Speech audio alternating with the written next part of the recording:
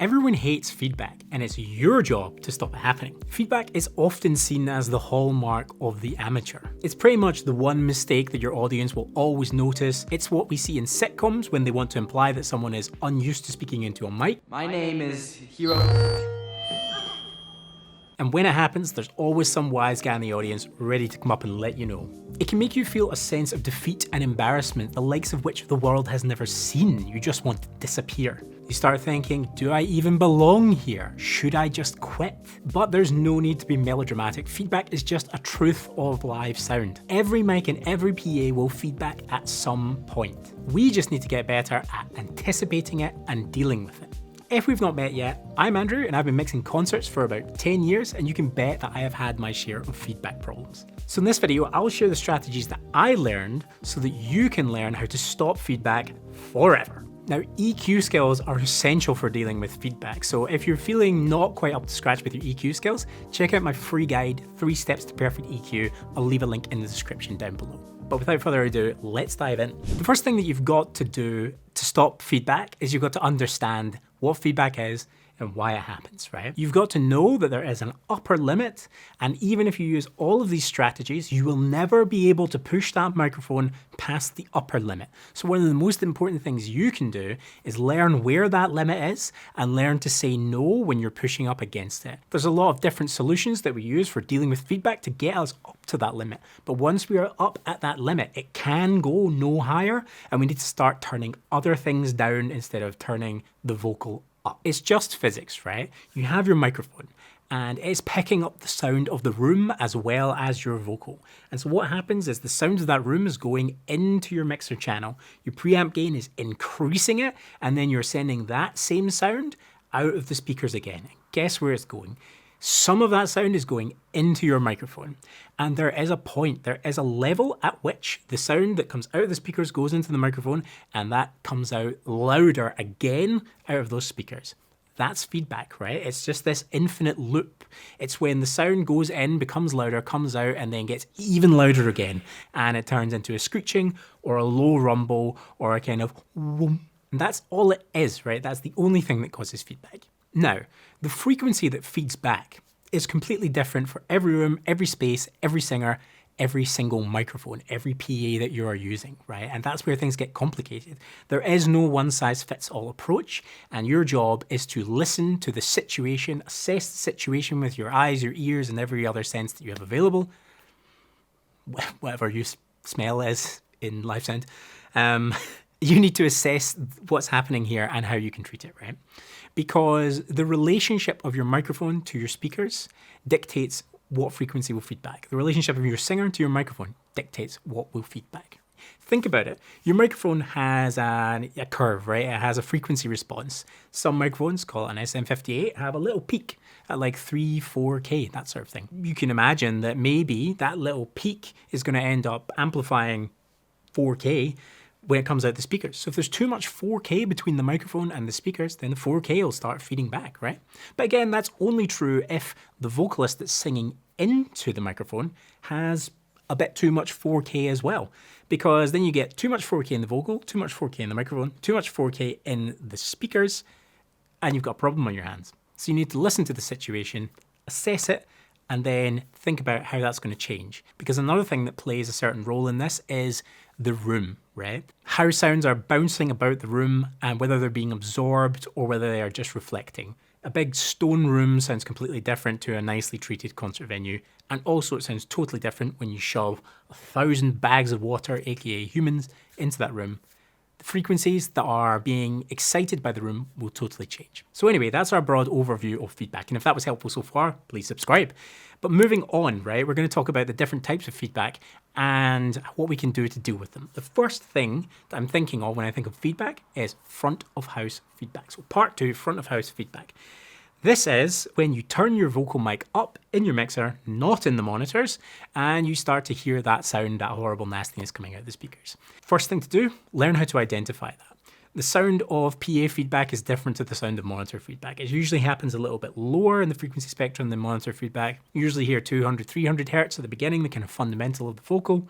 You usually hear 1K, 3K, 4K. It's quite rare to hear sort of 8K, 10K feedback when you're pushing the vocal through the front of house PA. But let's talk about how to stop it once we hear it. First thing, realize that the positioning and the angle of the PA is incredibly important here, right? If you have any control over where you put the PA, you might think like, oh, I'm just going to put the speakers on sticks right next to the stage because that's neat and it looks nice, right? But what you're doing is you're bringing the speaker closer to the microphone, right? And so you're making the relationship between the vocalist, the microphone, and the speaker more difficult. So first thing you want to do, get the PA further away from the microphone. If you can get it up, if you can get it to the sides, that's going to help. Even better if you can move it further out front of the stage, put a barrier in the way, something like that. Note that if you have an underspec PA, as in you don't have enough speakers to cover the surface area of your venue, what you're going to do is you're going to push those speakers harder to get sound to the back of the room.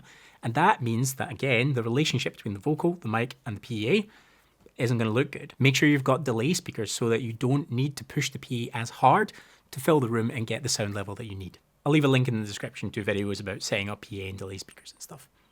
Also think about the angle of these speakers, right?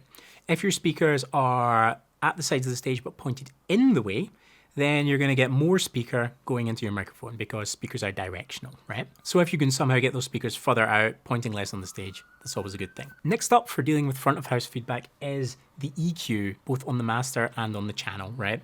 And also you need to think about the venue that you're working in. If you are in a tiny venue, right, where the speakers are definitely close to the stage, there's a low ceiling, there's not a lot of space, the drum kit's right behind the vocal, then pushing the vocals above that drum kit can be really, really difficult. My advice in this situation is to use your EQ on your main left, right, and try and get the vocals sounding as good as possible using that. I don't mean go ham on it, right, but like listen to the PA, get the vocal mic, speak into it, push it up, you hear it starting to feedback, find that frequency and cut that out of the main, right? And then do that 3-4 times, right? You don't want to butcher the mains, don't go crazy, cutting out 6 dB and stuff like that. We're talking like 2-3 dB, and you're just trying to even out those imbalances that you're hearing when you get that microphone out of the PA. You want to get the microphone at this point sounding pretty loud. You want to think like, yeah, I think I could do a show with this. And then what you've got is you have access to your channel EQ to do a little bit of tonal shaping. So you still have creative control over how the vocal sounds, but also you've got that channel EQ to deal with any more feedback that pops up during the show or during the sound check. So like 3 to 4 cuts in your main, probably not more than 2 or 3 dB, and then use the channel EQ to deal with any last bits of feedback on the vocal. And you can always use a spectrum analyzer to help you with this. Just download it on your phone or something and put it on the top of the mixer. And then when you excite the room, you'll see like, this peak happening. And then you can be really, really precise because, you can do that when you're setting up for a sound check. Do not put your phone on the top of the mixer, actually, because I did that once on the Midas Pro mixer and it fell down, hit the last button and erased my entire sound check. So find a safe place to put your phone. Do not put it on the mixer. Lastly, for front of house feedback, you need to work on the source. If you have a quiet vocal and a loud band and you're trying to get that vocal loud, you're going to get feedback, right? That is part of the reality of this. I think I heard somewhere one day that the maximum extra gain you'll get with the EQ is about 6 dB, right? So once you've done a bit of cutting and pushing with the EQ, it doesn't go any higher. The only choice then is to increase the volume of the vocal in the microphone. That is about talking nicely to your vocalist and explaining that they need to eat the microphone if that's what's happening. And they also need to project their voice louder. If they can't project their voice louder, then it's time to have a conversation with the band. They need to turn down. The drummer needs to hit the cymbals less. And if they can't do that, then you've got to be sensitive about this because the vocalist will say, this is your problem. And they're right in a sense. But if you choose your words carefully, you can probably nudge them and encourage them in the right direction. If no one's willing to budge, then you just have to lay down the law of physics to them. Say, that's great, but I've done all I can. It will not get any higher than this, and currently the vocal is not coming out on top. If you're okay with that, then we just crack on and we're going to do the show. If not, then we need to make a decision. Something needs to give, and unfortunately, I can't make any more cuts on the EQ to help it. I had a shoegaze band that was playing in a little venue not too long ago, and I said like, oh, the vocal's really on the edge of feedback, and they just said, yeah, but isn't feedback a little bit nice? So, if you're happy with that, then go ahead. The last thing when you're thinking about the source is to think about like the surroundings around the microphone as well. Is the singer wearing a cap, and are they going to take that cap off? If they're not wearing a cap, are they going to put a cap on? Are there any hard surfaces behind the vocal mic? Are those surfaces going to change? Are you doing a sound check with a curtain in place and someone's going to drag the curtain out of the way? Or are you doing a sound check like me 10 years ago with a big door open behind you and then you're going to close that big metal door after sound check? Not a good idea to do that. Close that door before sound check. Just a quick announcement, I want to help you build your career in live sound, so I'm going to be shortly launching the Live Sound Career Accelerator. It's going to be a 12-week program where 10 people get to work closely with me, and we're going to work on getting your skills, your confidence, and your connections built up to let you build the career that you want in live sound. If you're interested and you want to join the waitlist, you can fill out the form in the description below this video. I'll see you there. Moving on though, the last thing that we need to talk about is monitor feedback, right? Because quite often you get the sound fine in the front of house, everything's great, but the artist wants their monitor screaming and you just can't get it high enough without feeding back. So same rules apply about the laws of physics. There's only a certain point that you can get the vocal to, and then other things need to change. The first place to start is with the positioning of everything. Think of the polar pattern of your microphone and the relationship between that microphone and the wedge which is on the stage, right? Cardioid microphones reject sound from behind them. So if your monitor is directly behind your cardioid microphone, you're rejecting the sound as much as you possibly can be. If you're using a supercardioid or hypercardioid microphone, the null point is actually moved a little bit to the side, it's more like 120 degrees instead of 180 degrees. And actually at 180 degrees, it has a little blip, has a little bit of increased pickup versus the null point. So if you're using a beta 58 microphone instead of an SM 58 microphone, and you still have the wedge directly behind the microphone, that's suboptimal, right? So you need to be on top of the polar patterns of your microphone, know the pickup characteristics, and know where you need to place that wedge to get it in the null point. Again, the artist might be like, no, I hate this, it can't be there. But at least at that point you know, and you can manage expectations. You also want to think about the positioning of that wedge in relation to the vocalist.